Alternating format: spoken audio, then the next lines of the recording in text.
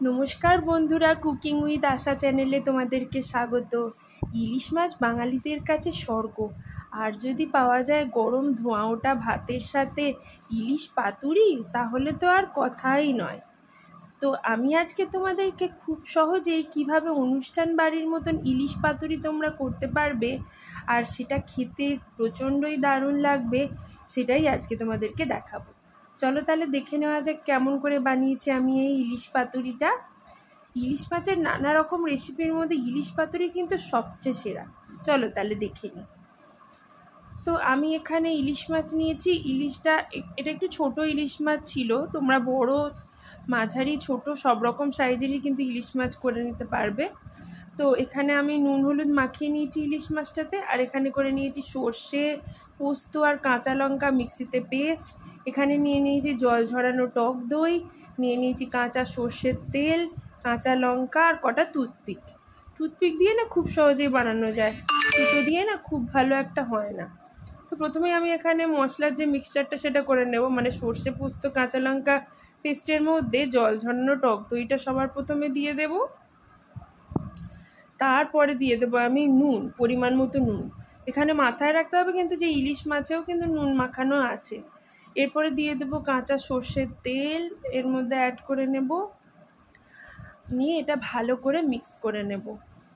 আর ইলিশ মাছে না একটু তেল, এই মানে নুন আর ঝালটা কিন্তু একটু বেশি পরিমাণে লাগে।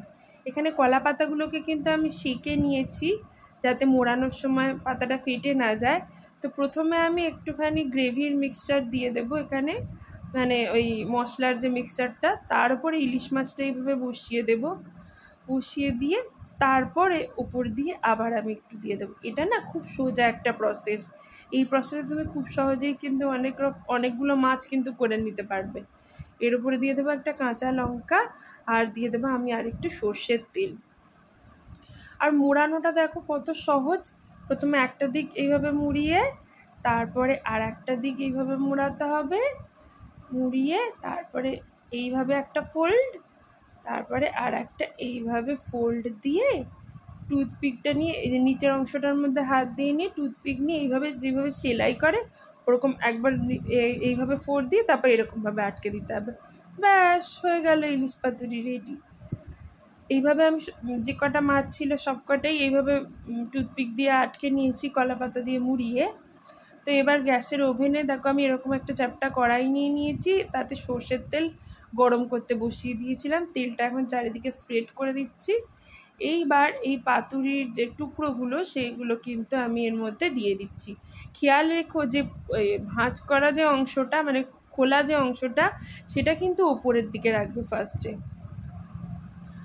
তো আমি এখানে সব কটা মাছই দিয়ে দিয়েছি, ধরে গেছে আমার। এটাকে খুন্তির সাহায্যে সেট করে নিয়ে আমি ঢাকা দিয়ে রাখবো একদিকটা 10 মিনিটের জন্য। ঠিক ঘড়ি ধরে 10 মিনিটের জন্য কিন্তু এটা ঢাকা থাকবে। 10 মিনিট বাদে আমি ঢাকাটাকে খুলবো। 10 মিনিট বাদে ঢাকাটাকে খুলে দেখো একদিকটা কিন্তু এর হয়ে গেছে। এবার খুন্তির সাহায্যে ওই দিকটা উল্টে নেব। একটা খুন্তি দিয়ে উল্টানোই যাচ্ছে না, তাই জন্য আমি দুটো খুন্তি দিয়ে উল্টাবো। ওটা দুটো খুন্তি দিয়ে কিন্তু খুব সহজেই উল্টে নেওয়া গেল। সব কটা পাতুরি কিন্তু এইভাবে উল্টে নেব।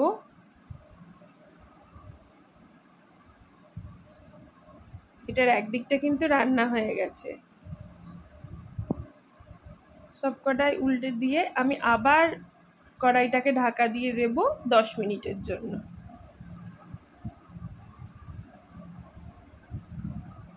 ঠিক ঘড়ি ধরে 10 মিনিট বাদে কিন্তু আমি ঢাকাটা খুলবো।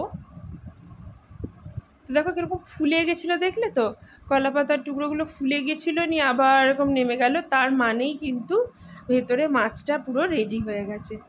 তো এখন একে একে পাতুরিগুলো কিন্তু ডিশে তুলে নেব, প্লেটে তুলে নেব আমি।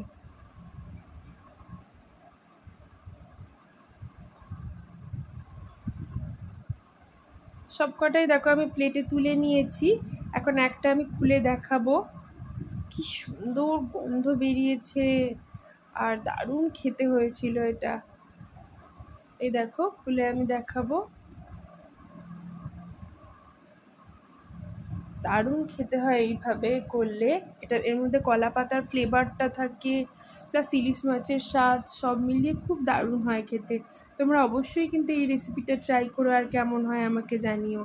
আর লাইক, কমেন্ট, শেয়ার করতে ভুলো না, আমার চ্যানেলটাকে সাবস্ক্রাইব করতেও ভুলো না। টাটা।